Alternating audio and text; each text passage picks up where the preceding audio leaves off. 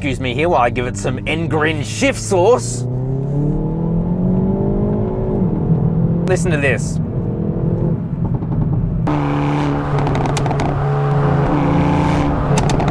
G'day guys, Matt Brand here. Yes, the time has finally come for the facelifted i30N. The i30N now comes with a more powerful engine. We have an all-new 8-speed wet dual-clutch transmission, and there has been a whole host of interior and exterior changes too, all of which we're going to cover today. Last year, I actually spent a total of 5 weeks in the pre-facelift i30N because I kept asking Hyundai to give me one. But a big question I'm going to answer today is, do I still love the new i30N with its dual clutch? It's an automatic, it's sacrilege, especially as I've driven a lot of its competition. Because boy, does the i30N have stiff competition. I'm talking Toyota GR Yaris, Ford Focus ST, Renault Megane RS, the Mark 8 Golf GTI, and of course the Honda Civic Type R. Today we're going to be doing an in-depth review of the i30N. This is going to be the only review you're going to need to watch. I'm going to go through everything on this car, and of course, what's new. And if you haven't done so already, I would love it if you could go down there and subscribe to the channel and hit that notification bell too, so you can see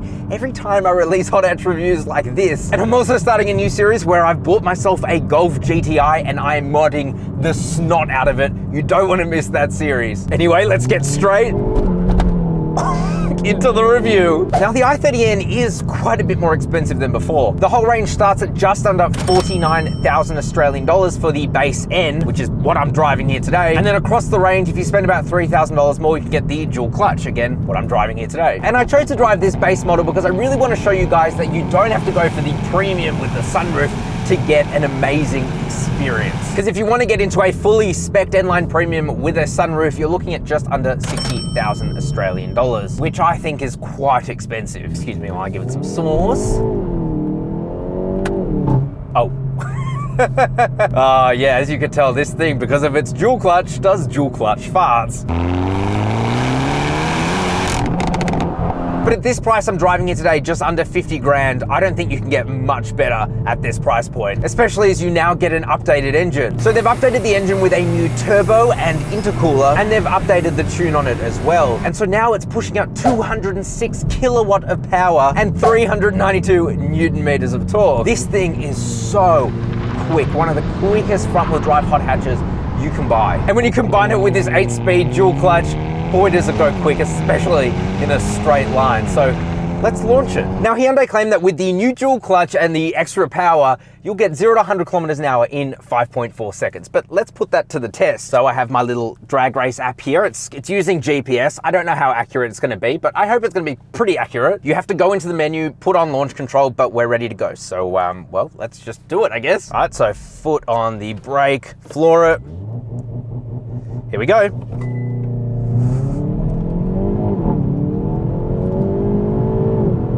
Oh my God!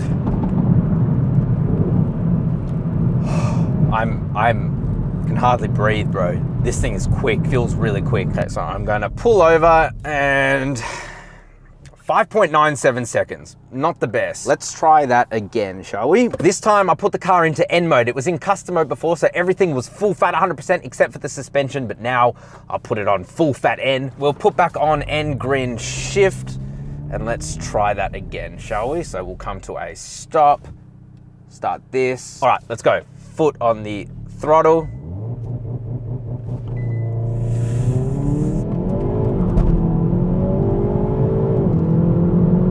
Oh, Jesus. Okay, 0 to 100 in 8.39 seconds. I can't trust this. I'm gonna have to buy myself a proper V-Box.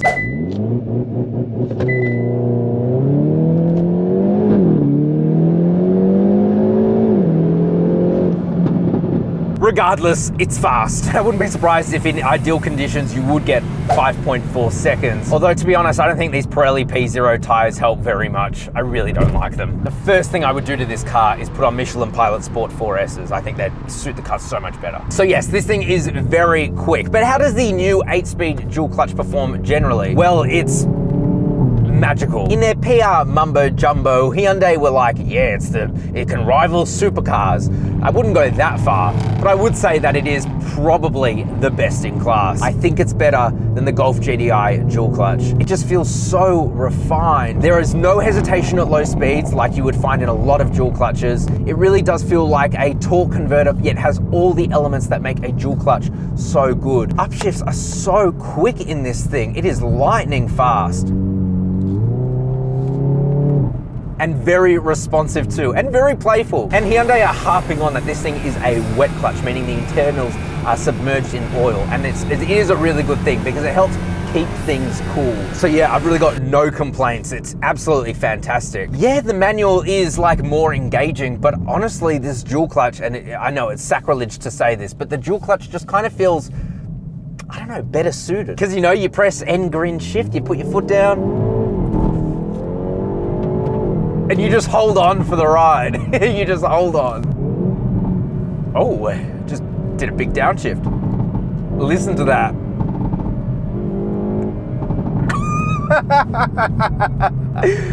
Oh my God. But when you buy the dual clutch, you actually get a few different things. First of all, you get something called N grin shift mode. And when you press it, you get 20 seconds of extra engine power, but also extra performance from the dual clutch. As I will now demonstrate, N grin shift.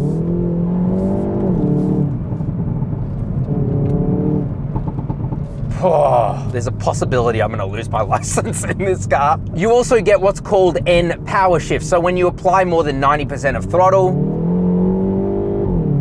the dual clutch kind of punches you in the back of the head, gives you harder shifts, and makes this thing feel faster. I honestly expected that to be more. I'm not feeling so much like push you in the back of your seat when it upshifts, but I'm sure it's doing something. And then this one's a bit more ambiguous. You have something called N track sense shift. What does that mean? Well, it can somehow tell when driving conditions are ideal, and it will unlock the maximum power. Though I don't know if it notifies you of that. I haven't really received it. I'm in pretty ideal conditions right now. So make of that what you will. Anyway, there are a lot more changes that have happened to the internals of the car, but for now, I want to talk about what's changed on the outside. Guys, it's finally time. I'm so excited. Here it is, the i30N dual clutch. Of course, the manual looks the same, but I think this looks so sweet. So what's new? Well, first of all, you have these new daytime running lights here. I think they look really cool. They don't flicker like they do in the GoPro, don't worry. You have bigger vents here too to allow more cooling for the brakes, because I'll quickly show you these. The brakes have been upgraded. They're now 360 millimeters from 345 in the previous i30N. You also get these really cool looking wheels, I think. They're factory forged as well, straight from the Hyundai factory.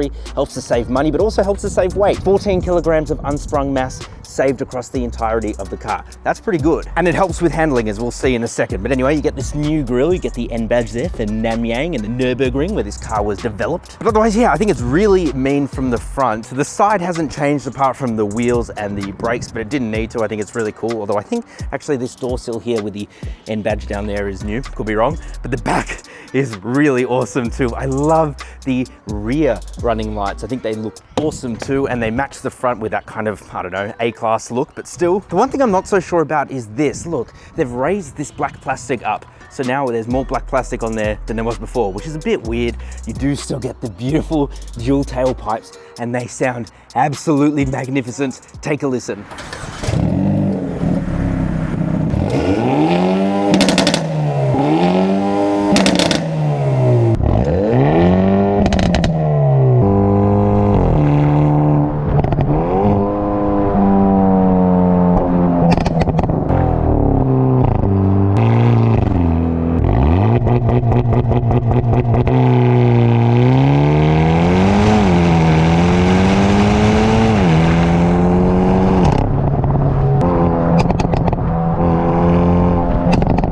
How good did that sound? Of course, you get the third brake light up here. It kind of looks like a rain light with the spoiler. Oh, while I'm here, I might as well show you the boot, because it's actually pretty large. I've got all my filming stuff in here, plenty of space, and like any good i30N, you have a brace bar here to keep things stiff and rigid, and we'll find out all of these changes together help to make this car absolutely magnificent on the road. But for now, let's talk about the interior. Okay, now let's move on to the interior, and I want to start with what's new. Well, actually, not that much. First of all, you get an automatic gear selector, of course, that is new, and it's the same as what you'd find in any N-line products at the moment, but it's actually a very good shifter. I like the blue little highlights on it. It feels nice in the hand. You got the N badge on top, and yeah, it's a pretty good piece of kit. And of course, on top of the gear selector, you get paddle shifters on the steering wheel too. The other major change on the interior is this infotainment display. It's the same as what you'd get in every other Hyundai product now, but it's exactly what you want. I've said it on record. I think that this is probably the best infotainment system out there because it's just so easy to use. Super functional too. You have digital radio, navigation, Android Auto and Apple CarPlay. It can technically do wireless Android Auto and Apple CarPlay, but it's not enabled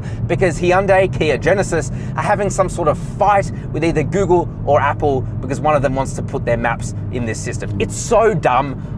Just please enable it, especially since you now also get a wireless charger. And the other thing I don't really like is that the buttons are just touch capacitive. Not a huge issue, certainly not as bad as the GDI, and at least you get a physical volume knob there, so that's nice. And bespoke, of course, for this infotainment screen is the N mode display, where you can see a whole bunch of different track-ready information. So much I couldn't even go through it all now. But yeah, it's really cool. Excuse me while I give it some sauce. Oh my God, this thing is quick, wicked quick. I will say it's a little bit dark in here because it's all just black plastics. There's really no contrasting material, which is a bit of a shame. I mean, it does make things a little bit darker in here, especially as this is the base model, so it doesn't have the panoramic sunroof to brighten things up. But it's fine. To be honest, this is probably the least I've ever cared about the interior. I will say there is a bit of rattling going on, which I'm not a fan of.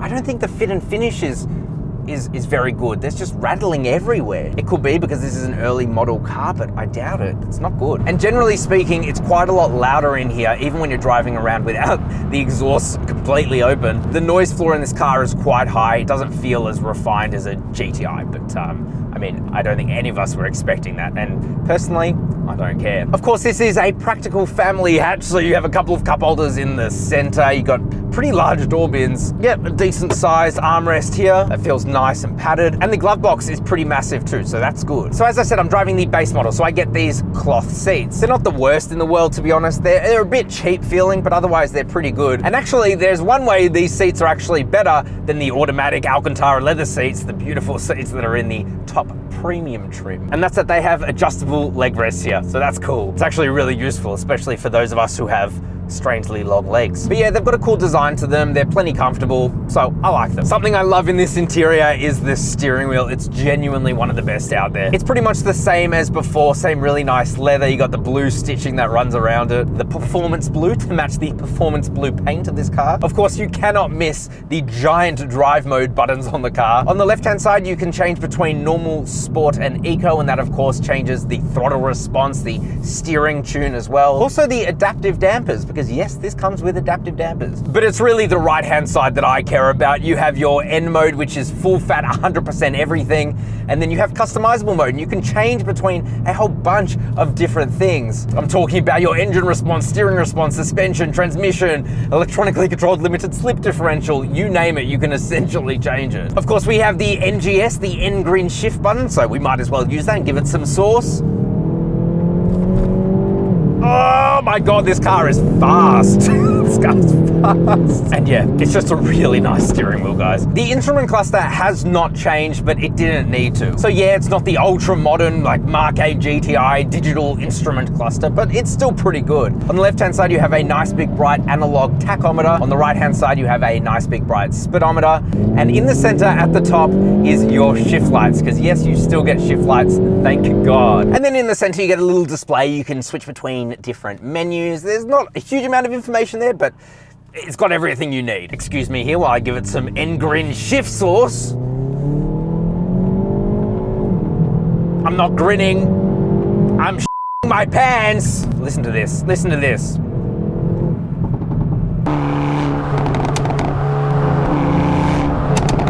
And And then of course you get rear seats, and they're pretty okay. I say they're pretty okay because when you get in back there, I'm 5'11". If I sit behind myself, I don't have much leg room, to be honest. I've got good headroom and pretty good toe room, but the leg room is a bit compromised. I'm sure I could push my seat forward and get even more space, but you know, I'd rather not. And there is no air vents back there, and that's because you have an actual handbrake, and that apparently blocks off the infrastructure to put in air conditioning vents back there. So enthusiasts, you get what you want. Enough talking about the interior. How does this thing...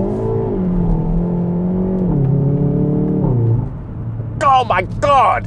How does this thing drive? Well, let's talk about what's changed with the suspension and handling. First of all, you have a wider track than before, meaning the wheels are spaced out a little bit further, just give you a bit better grip. You've also got revised geometry and new spring, bushing, and damper calibrations, because of course this is riding on adaptive dampers. In terms of comfort with the adaptive dampers, by the way, I'll put the car into normal mode. It's pretty comfortable. Yeah, it's a little bit stiff, but totally fine. In fact, I think it's better than before. It doesn't feel so crashy. It feels pretty smooth. But then if we put the car into N mode, it puts everything into like track ready mode. And yeah, I don't know if you can see my little boobies jiggling around, but that's happening. Ooh, a bit of a nice corner here. Jesus. A bit of lift off oversteer.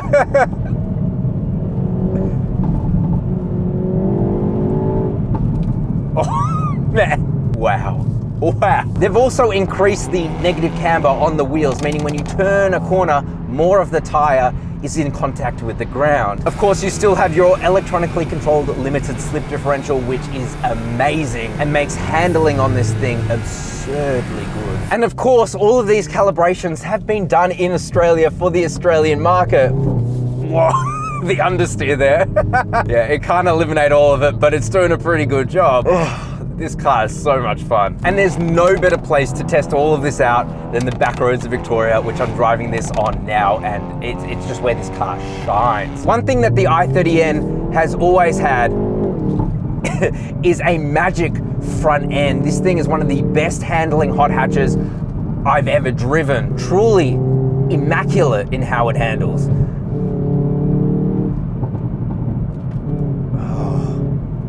I'm just in shock.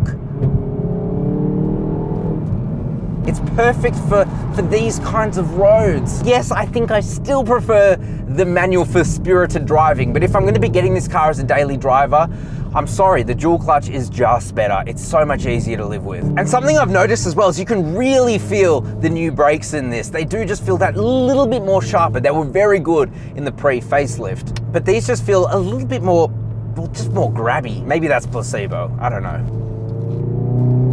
But yeah, wow. This thing is better than ever. And it is my favorite hot hatch, my favorite hot hatch.